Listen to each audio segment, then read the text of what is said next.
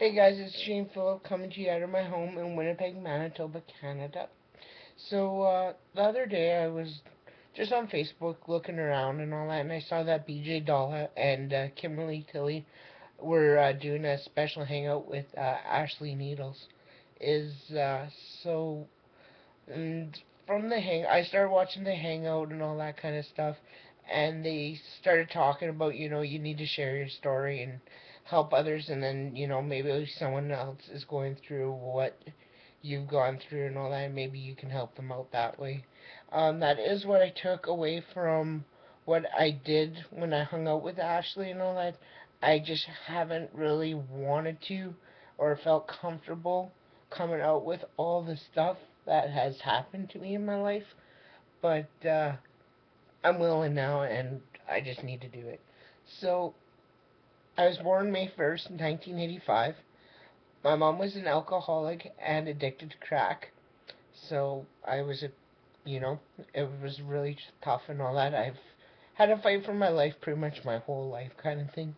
Um, yeah, and then CFS came into my life, and I went into foster care at the age of 1. And then I went and lived with my mom for a bit at 2. And then second day after actually living with my mom, I got my ear bitten off by a dog. And I've had like 6 surgeries on my ear because of that. So I went back into CFS.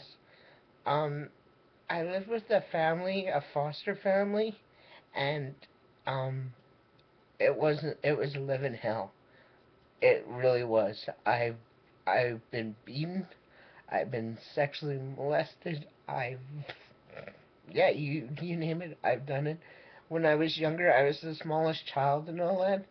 Everybody got to eat before me, and I had to wait until everybody was done, and whatever was left, I got. So there would be times where I would get nothing and all that, and I would have to go to friends' places to eat or whatever. Um, yeah, it's it's been really hard actually. Um, so there was that. So I went from there from 2 to 7. I went, and then went into another foster home, and I was beaten really bad by the foster dad. Like he really beat me really bad actually. Um, One night he was drunk, and underneath the scar from where I got surgery, there is a knife mark. I got knifed when I was 7.5 years old. Uh, yeah, it just was crazy and all that. And then I went and lived with my grandparents when I was 7 for a bit. My grandpa was, my grandpa was, I don't know how to say it. My grandpa was a good man, but when he was drunk, he was an asshole and didn't know he was doing or anything. Um, so and when he was angry, he just flipped his marbles. Like, there's been times where I remember actually having a shotgun held to my head when my mom and him were fighting, and yeah, like he threatened to kill me and all that stuff. So and then I was 13. Yeah, I went and lived with him from 8 to 10, and then I went and lived with my mom for a little bit. I think I was until 12. And then 13, I went and lived in another foster home. That was an awesome foster home. I've actually, one of my best friends, actually, I met in that foster home. And, yeah, it was so much fun, actually. Me and my best friend, actually, we still talk and hang out. He's in the military, so we don't get to talk or hang out that much, but when we can, we still talk and hang out. Um, then when I was 13, my brother actually hung himself in my closet, sorry, and I found his body. Yeah, uh, that's probably been one of my hardest times in my life. Actually, is I shut down. It's simple. I shut down. I didn't do anything. I just stayed in my room, didn't do anything. Didn't go out, didn't talk to anybody, nothing. So I went for counseling, got over that kind of stuff and all that.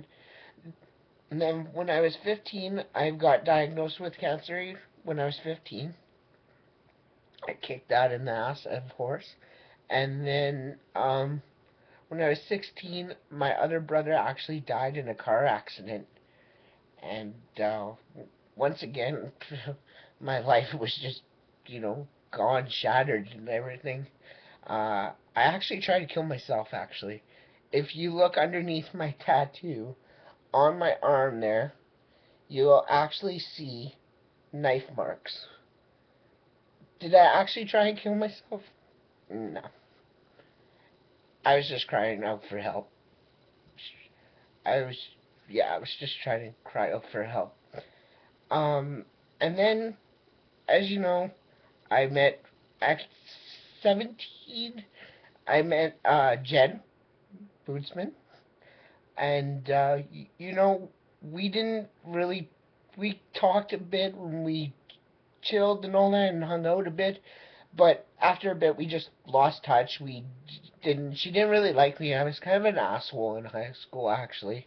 I just because I was going through so much stuff, and I didn't know who to trust and what was going on and all that, and I didn't know who to trust. I was scared. I was nervous. Uh, I put up before in the past. I put up a big wall. I don't let a lot of people into my life or let them know.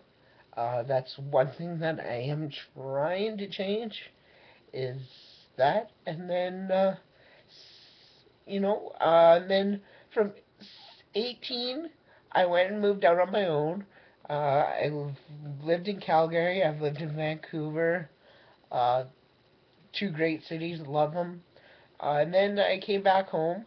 Actually, sorry, I came back home, and then I actually got to meet my real dad and my stepmom. I got to meet my real dad when I was 19, and my stepmom. That's probably been the best one of the best days of my life. They've done so much for me. They've yeah, they've been there physically, emotionally, all that stuff. The only thing that I could say is I just wish they would help me and support me in this business that Empower. I really do wish they would see it and help. And even if they don't believe, just believe in me, knowing that I am going to make this work. I am getting that check for 20,000 that I keep saying. I'm very excited about it. I'm doing a lot of things trying to get that. Um, yeah, and then okay, so sorry I went rambled on there. So when I was okay, so I took you from 18. So then when I was about 20, I actually went to a party actually, and I was with Jen, and I wasn't with her, but I saw her, so we started talking, just catching up and all that good stuff. I changed it actually. I changed it a lot when I met my parents. I got off the drugs. I barely drink. I don't drink that often, just occasionally. So I was at a party with my buddy, and I was actually DD that night, and she was drunk, and so I gave her a ride home, and then the next day she called me and just said, "Hey, you want to hang out? You want to go for coffee and all that?" So we went for coffee, and we just started hanging out, talking, and all that stuff, and yeah, 2 months later, uh, I kind of got enough guts to ask her out, so I asked her out, and yeah, I dated her for 6 years. It was the best 6 years of my life. Uh, yeah, I miss her every day, and all that good stuff. I really do.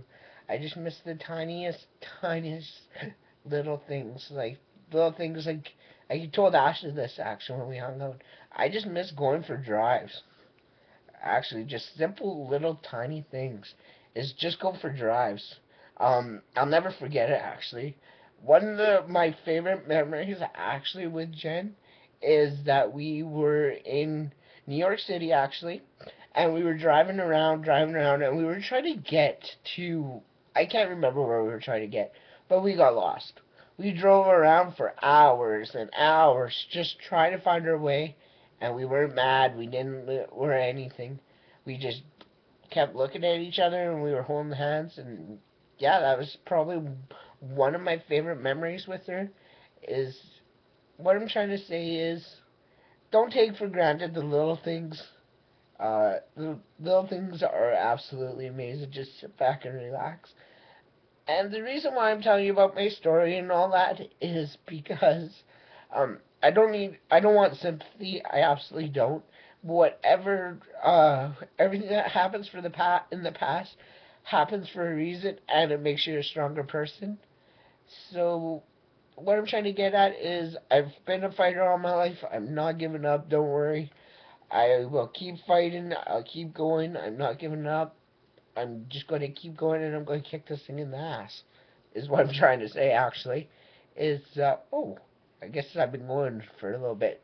So, anyways, in wrap, you guys are awesome. You guys are great. Don't give up. Keep fighting. Keep fighting for your dreams. No matter how crazy people think you are or anything, just keep going. Just keep believing. And then just put that in your why, not your why. When you do succeed and all that, just smile. Just smile at them. That'll piss them off. Alright? Anyways, thanks a lot for your support, guys. See ya. Take care. Bye-bye.